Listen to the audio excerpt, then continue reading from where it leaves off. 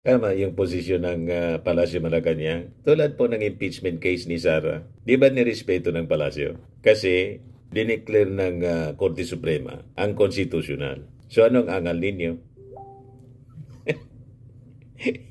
Hindi natuloy yung trial, mga kababayan. Pero sabi, buhayin na muli yung impeachment trial kay Sara once halimbawa lumabas na yung decision sa motion for reconsideration. Halimbawa, favorable ang naging desisyon. So matutuloy yung impeachment trial. Nirespeto ng Palasyo. Basta desisyon ng husgado, nirespeto ng Palasyo. Ang hindi niya nagre-respeto ng desisyon ng korte po, naging galit yung mga DDS. Tulad ngayon, dininay yung petisyon ng ICC. Ay petisyon nila sa ICC tungkol sa jurisdiction, questioning the jurisdiction. Masama yung loob nila.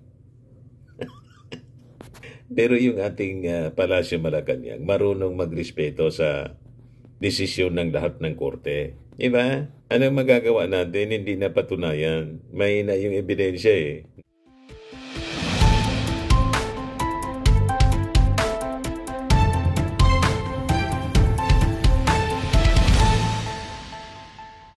Hello po mga kababayan, si Dante Maravillas.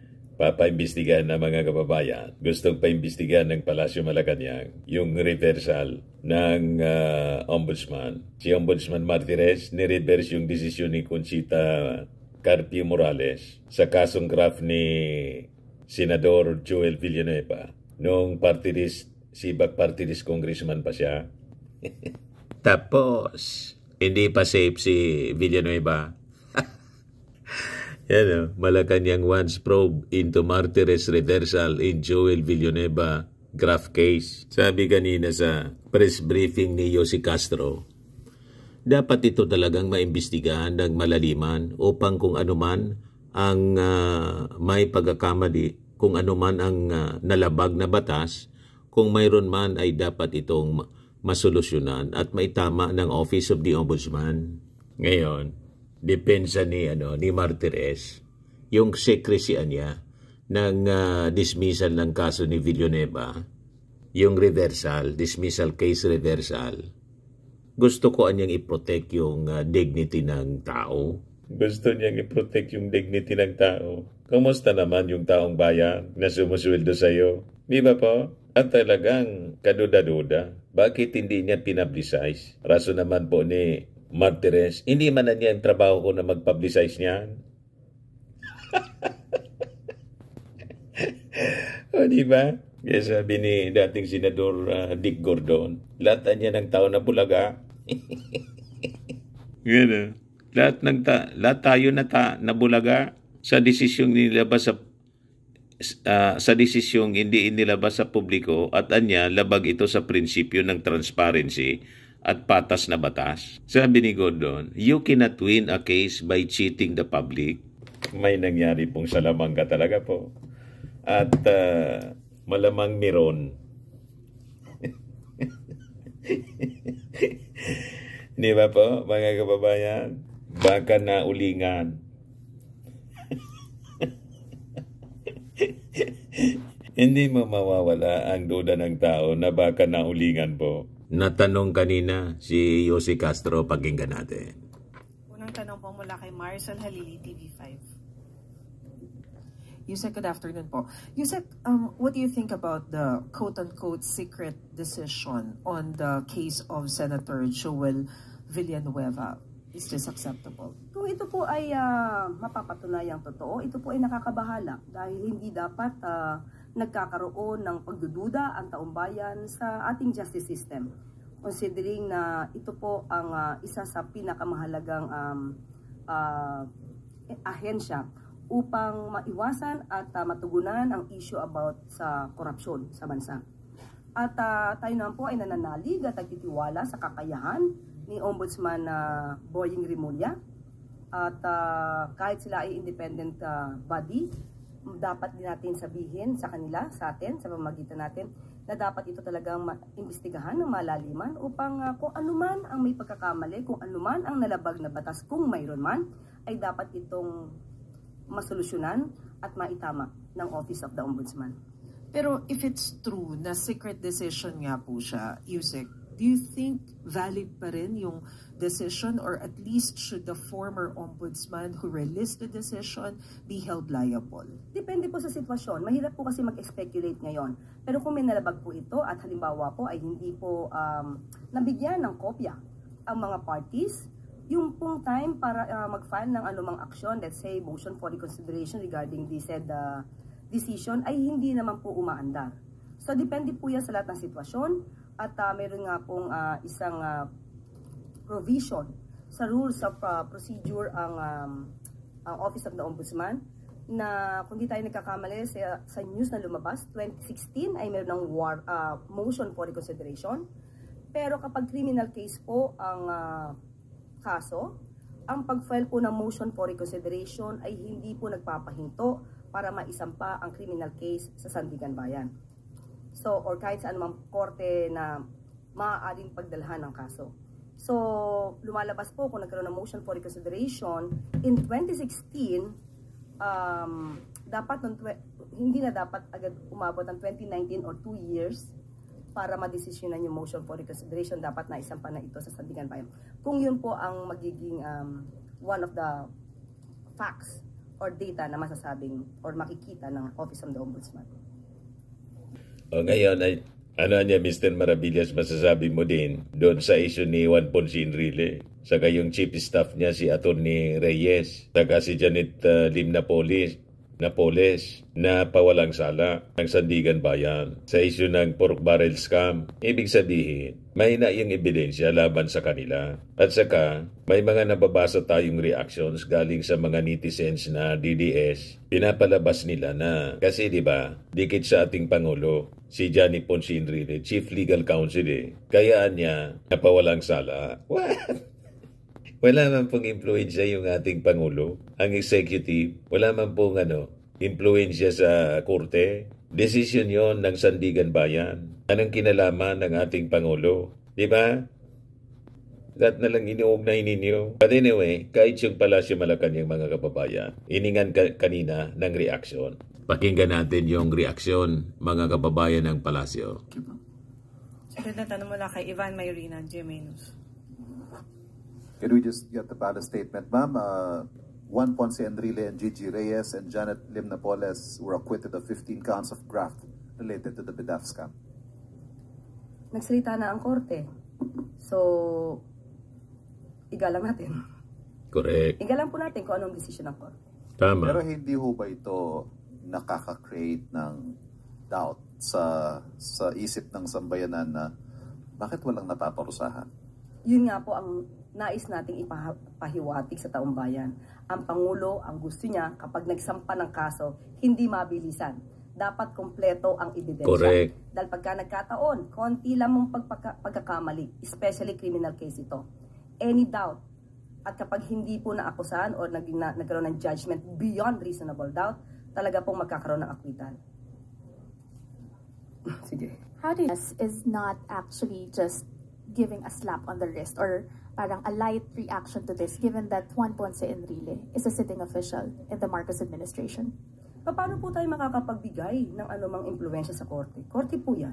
Correct. May separation of powers at kailangan po natin igalang. Kasi pag hindi po natin ginalang ang mga desisyon ng korte, magiging chaotic country po tayo. So mahirap po yun. Dapat natin pagtiwalaan ang ating justice system. Tama yung posisyon ng Palasyo Malacanang. Tulad po ng impeachment case ni Sara, di ba nirespeto ng Palasyo? Kasi dineclare ng Korte Suprema ang konstitusyonal. So anong angal ninyo? Hindi natuloy yung trial, mga kababayan. Pero sabi, buhayin na muli yung impeachment trial kay Sara once halimbawa lumabas na yung decision sa motion for reconsideration. Halimbawa, favorable ang naging desisyon. So matutuloy yung impeachment trial. Nirespeto ng Palasyo. Basta desisyon ng husgado, nirespeto ng Palasyo. Ang hindi niya nagre-respeto ng desisyon ng korte po, naging galit yung mga DDS. Tulad ngayon, dininay yung petisyon ng ICC. Ay petisyon nila sa ICC tungkol sa jurisdiction, questioning the jurisdiction. Masama yung loob nila. Pero yung ating Palasyo Malacanang, marunong magrespeto sa desisyon ng lahat ng korte. Diba? Anong magagawa natin? Hindi napatunayan. Mahina yung ebidensya eh. Not beyond reasonable doubt. O ngayon, yung ating Pangulo po, tuloy-tuloy lang sa pagserbisyo sa ating mga mamamayan. Galing sa Mindanao po. Ayan o. Distribution of PCSO. Ambulances. 71 pong ambulances. Yung ipinamigay sa Caraga Region, Region 13. Yan o, ang dami po. His Excellency President. Yan o. Nasa likod yung mga 71 ambulances. Kasi ang sabi ng ating Pangulo, lahat dapat mayroon. Lahat ng mga cities, municipalities, dapat makompleto. Yan o. Kaya masayang-masaya sila. Diba? Good morning to all of the governors. Please take this. Good morning to all our LGU executives, the governors, the mayors who are here today para ma-turn over ang ating mga patient transport vehicle sa iba't ibang mga LGU. At Angel, sorry na lang sa schedule dahil ang nagdidikta sa schedule ko ngayon lindol at saka bagyo. Kaya hindi ko malaman baka may darating na bagyo o baka may kailangan puntahan.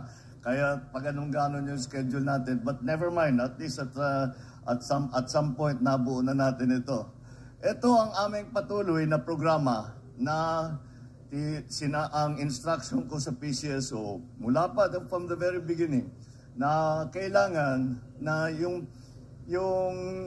pangalan ninyo, balikan ninyo, Philippine Charity Sweepstake. Ang Philippine Charity Sweepstake, ibig sabihin, yung kinikita sa sweepstake ay ginagamit para sa iba't ibang mga ganitong klaseng programa. At kaya tinutuloy-tuloy namin. And so far, we have been able to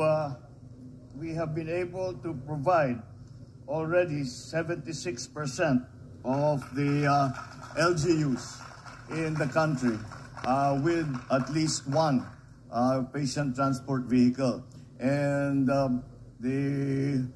sabi ni GML, he promises me that he will be finished with the entire Philippines by the end of this year.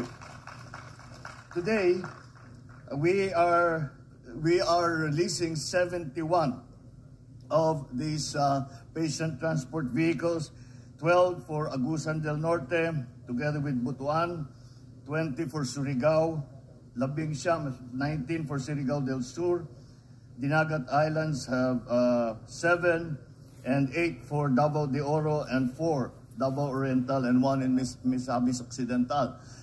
This is, and some of the, meron tayong mga LGU rito na sa ngayon ay first timer. Ika nga ngayon lang nagkaroon ng ganitong klaseng vehicle, kaya't mabuti naman. At yun po ang inuna namin, yung mga walang-wala, kahit na kailan hindi pa nagkaroon, alam naman natin kailangan na kailangan ito eh. At we have chosen the design nitong patient transport vehicle na maging appropriate sa conditions dito sa Pilipinas. Dahil kung minsan, pinagbibigyan at meron nagdo-donate, yung mga gandang ambulansya na kumpletong-kumpleto, pero pagka nasira, hindi na natin maayos, walang pyesa, pati yung mga maliliit natin na daan, hindi makapasok. All of these problems. So sabi namin, hanap tayo ng modelo na madaling i-maintain, kayang i-maintain, at may pyesa at hindi mahirapan ng mga LGU para kung sakali sa maintenance, regular maintenance lang, ay makikita natin ay maging maayos ang patakbo. But beyond that, we have also made sure that each of the vehicles have already within them the basic necessities, the basic equipment. Meron tayong stretcher, oxygen tank, wheelchair, first aid kit, blood pressure monitor. May mga gamot, iba pang gagamitan na kailangan pagka-emergency. So this is something that we are very, very confident will make a big difference in our healthcare system.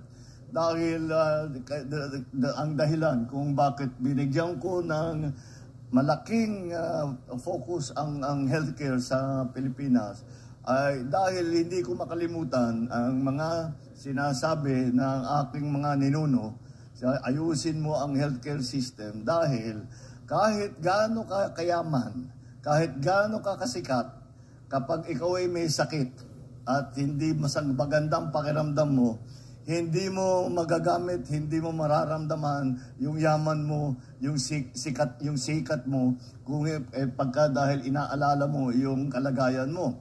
And so that is why at the very basic is if you do not have a healthy population, you cannot have a happy population.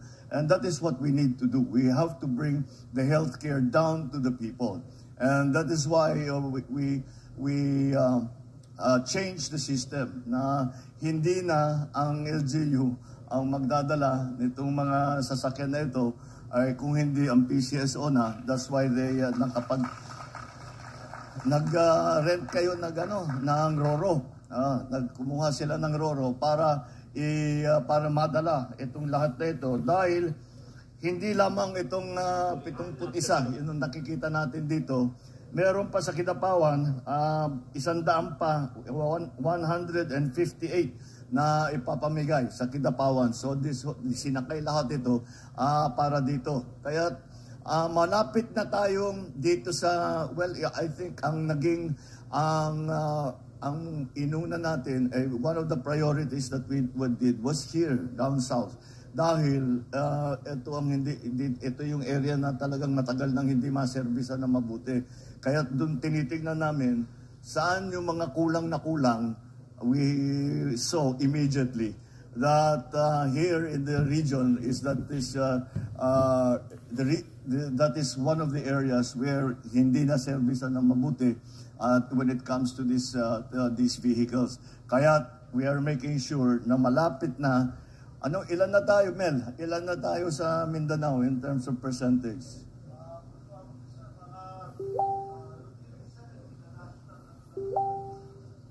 We already? All right. So the 158 operation transport vehicles will be going to Region 11, 12 at BARM. These are the other areas na nakita namin na kulang ang serbisyo na ibinibigay at ang pagpadala nitong mga ganitong klaseng mga vehicles para makatulong naman sa kanila. Sa dami ng mga sakuna na nangyayari, Bagyo, Lindol pa. Si Gov. Johnny and I were discussing the damage that was caused by the last earthquake. We have the unfortunate estimate from Secretary Sani na because of the last earthquake, Davao and its environs, lahat nasira na school room is about 650 na school room na kailangan natin ayusin ulit. Mabuti nandito mga LGU. Meron tayong bagong scheme para pabilisin natin ang pagpagawa ng mga school room. Ito ibang programa na naman ito. Dahil pagkadinaan, ang sistema ngayon is that, I'm sure kayo sa Congress nakikita ninyo ito. The system now is that may budget ang DepEd para sa classrooms. Pagpatayo ng classroom, pag-rehabilitate ng classroom. Okay. Ngayon, binago natin, sinabi natin, ang rehabilitation and repair, iiwan na natin sa LGU. So, I think that's okay. But, yung budget ng DepEd, hindi binababayan sa DPWH. Kaya yung mga clearance, yung mga permitting sa DPWH ginagawa, masyadong matagal. Napakatagal. Kaya para pabilisin natin, we are changing the system. From now on, lahat ng LGU na may kapasidad, na may kaya, ita-download namin ang pondo sa LGU na. Kayo na ang magpatayo ng inyong eskwelahan. At saka, nakakasiguro ako kasi Very good. ako malakas ang loob ko sa mga LGU executives dahil hindi sila pwedeng mag-ghost project. Sisitahin kayo lahat. Di kayo pwedeng gawin substandard. At pagka ginawa ninyo yun, araw-araw, minumura kayo ng mga constituent ninyo. Tama. Tama ang trabaho ninyo. Kaya't malakas ang loob ko. Sabi ko, hindi, bakit natin aantayin? Bakit pa natin inaantay ang LGU? Basta may kaya. Meron siyempre mga 5th, 6th, kung walang gamit, 4th, 5th, 6th class municipalities, for example, may walang gamit. So we will, yun, kailangan talaga ng assistance. Pero karamihan naman ng LGU ay may kaya na gawing by administration. Makakamura pa. We all know the experience in LGU is that pagka by administration, ang local executive ang gumawa, ang LGU ang gumawa, it is cheaper than if you go to national. The reason is kasi yung bureaucracy natin, ang gulo-gulo, ang tagal-tagal. Kaya yun ang ating bagong scheme. And that is what we are going to do para pabilisin ang pagpatayo ng classroom, ang pag-rehabilitate ng classroom. At alam naman natin, meron naman yung standard design. Hindi naman kailangan inventuhin ulit o design uli yan. May standard design yan, may standard costing. Bahala na ang ating mga LGU. And I'm hoping that this will accelerate the construction of school buildings dahil malayo pa tayo doon sa pangangailangan. Tapos darating pa yung lindol. Ito pa, nasisira pa yung mga classroom natin. And so this is I guess nangyari kasi ito kasi lumaki ako sa LGU eh. Kaya talaga matagal ko nang sinasabi yan sa congressman pa ako, senator pa ako. Sinasabi ko na hindi nyo kinakausap ang mga LGU. Maraming kakayahan ng LGU. May kailangan tulungan, talagang kailangan tulungan. Pero pagka you consult with the LGUs, ang sasabi, pagka kinausap namin yung mga mayor at saka governor, puro reklamo lang ang naririnig namin. Sabi ko, kasi tinitigil nyo yung usapan doon. Pagkatapos nila magreklamo, magsasabi din sila kung ano yung dapat maging solusyon. Kaya't makinig kayo na mabuti. And that's what we are doing now. And this is a closer coordination between the national government and the LGUs. This is part of that new principle, that new concept that we are adopting. And then the new scheme that we have to accelerate the building of schoolrooms, school buildings in and around the Philippines so that we will achieve at least partways ang naging kulang sa ating mga schoolroom, sa ating mga school building. At continuing support. Mamaya nga pupuntahan kami, meron kaming nagbibigay na kami ng Starlink, nagbibigay na kami ng computer, nagbibigay na kami ng whiteboard. Lahat ito para sa mga eskwelahan. Dahil isa pa yon, I have promised myself that the remainder of my term, we will concentrate on very many things. But the first and top priority is going to be in education. Because hindi tayo makapag-compete sa ating mga karatig bansa. Hindi na bale sa buong mundo, pero yun, kahit na yung ating mga Asian countries, hindi tayo makapag-compete kung hindi maayos ang training ng ating mga kabataan. Maraming kasama yan, pagka-education, pati feeding, kasama na rin dyan. That's why we have gone all the way. Meron tayong programa ngayon na the first 1,000 days of a child's life. Well, it's from conception. The 1,000 days is counted from conception. So, from then on, meron tayong support para sa ating mga mga parents at saka mga kabataan, so that they get the proper nutrition. Dahil alam natin that is the time, the 1-year-old to 6 years old is when the brain is forming. Kaya't kailangan na they have proper nutrition, they are proper training, and pagkadating sa eskwelahan naman, pag kulang ang pagkain, meron tayong feeding program. So we have to continue to take care of our children para naman they are healthy. Kasi ang pinakamalaking dahilan kung bakit hindi makapasok, hindi makapag-aral yung mga bata, may sakit. One of the ways, masakit ang ngipin. So nagbibigay tayong toothbrush, nagbibigay tayo. Kasama na rin yan. You wouldn't think it would be part of education, but it is. And so that's what we are trying to do. And once again, we are going to have to depend on our LGU executives. Nasa sa inyo pa rin. Dahil kayo ang nandyan, you are the ones on the ground. And it works both ways. Hindi lamang kung ano yung utos galing sa national government, ay dapat kung meron pa kayong kailangan, meron pa kayong hinain, meron pa kayong hindi natapos na kailangan pang tignan ulit, ay sabihan nyo kami para alam namin yung gagawin din namin. That's why we have strengthened the system of the regional development councils. Dati, ang talagang concept ng Regional Development Council, meron tayong Provincial Development Council, meron tayong Regional Development Council. Pataas ng pataas yan. Tapos yung RDCs, all the RDCs, magbibigay ng proposal sa yung tinatawag na NEDA noon, which is now DepDev. So, yun ang magiging basihan ng plano para kung ano yung gagawin, ano yung mga priority projects na gagawin ng national government together with the LGUs. And so we are strengthening that system so that the LGUs have a louder voice, a stronger voice, and that is what in the national government, that is what we need. Because I'm sure all of you, pare-pareho ang ating pag-iisip, nung gobernador pa ako ng Ilocos Norte, basta sinasabi ko, kailangan ako ang pinaka-eksperto dito sa Ilocos Norte. Kailangan alam ko lahat ang nangyayari dito, alam ko lahat ang problema. Walang makakapagsabi sa akin nang hindi ko alam tungkol sa sarili kong probinsya. That's still the same. All the LGUs, the mayors know their towns, they know their municipalities better than anybody. The governors know their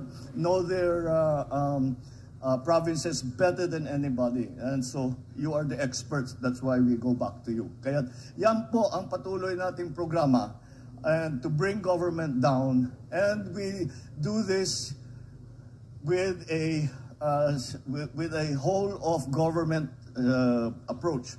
I.e., lahat-lahat ng departamento, basta't makatulong kung anong programa yun, ay nagsasama, nagko-convergence sila. They have a convergence meeting, who will do what, and then may tasking, para kompleto. At hindi yung may kaunti dito, may kaunti riyan. Kung may programa, kompleto. And that is the continuing idea that we have adopted now in the national government. And I hope that this will, as I said, give the LGUs a stronger voice, and to make programs such as this, the giving of the transport vehicles, programs such as this are successful. We cannot do this without you. Hindi namin magagawa itong ganitong transport. Hindi namin magagawa yung school room kung hindi sa LGU. Kaya mabibigyan kayo ng mas maraming trabaho, but at the same time, you are now capable of doing more. And that is what we mean by everybody working together, everybody helping each other, working in the same direction, trying to achieve a common plan. At pagka nagawa natin yan, ayun masasabi natin, eto na, bagong Pilipinas. Maraming salamat. Magandang magasin. Yan ang working president po. Pero sabi ni Sara, wala daw accomplishment. Baliktad po. After daw na mag-resign siya sa DepEd, wala nang nagawa yung ating Pangulo. Ito pa yung ating Pangulo, nakayakap sa mga bata. Di ba? Yan, sabi niya, nakasama ni Pangulong Marcos ang mga preschooler ng La Paz Child Development Center sa kanyang pagbisita sa Agusan del Norte ngayong araw. Namagi sila ng mga school bags. Tatay na tatay po. Kaya galit na galit yung mga didi sa ating Pangulo. Mahal na mahal ng mga bata, oh. Di ba? Tuwang-tuwa. Magiging parte sila ng history. Yan, La Paz. Ang ganda nito, La Paz Child Development Center ng DSWD. Di ba? Yan ang Pangulo, mga kababayan. Hands-on talaga po. O ito naman yung alter ego ng ating Pangulo. Nagdala ng 20 pesos na bigas, 20 bigas, meron na sa Davao City. Yan o, 20 bigas sa Davao City. Inilunsad ang programang 20 bigas, meron na kung saan makabibili ng 20 pesos kada kilong bigas ang ilang kwalipikadong sektor sa Davao City simula ngayong Biyernes, October 24. Nasabi niya ni Sara Duterte nung launching niyan sa Cebu, pagkaing hayop pa niya. Pagkain ng baboy. O ngayon, yung pagkaing baboy na tinatawag niya, pinagpipista na ng mga kababayan niya sa Davao City. Tuwang-tuwa sa 20 pesos na bigas. Yung mga taga Davao. Walang pinipiling lugar po ang ating Pangulo. Kasi sabi nga natin, presidente siya ng lahat ng Pilipino. Tama pa?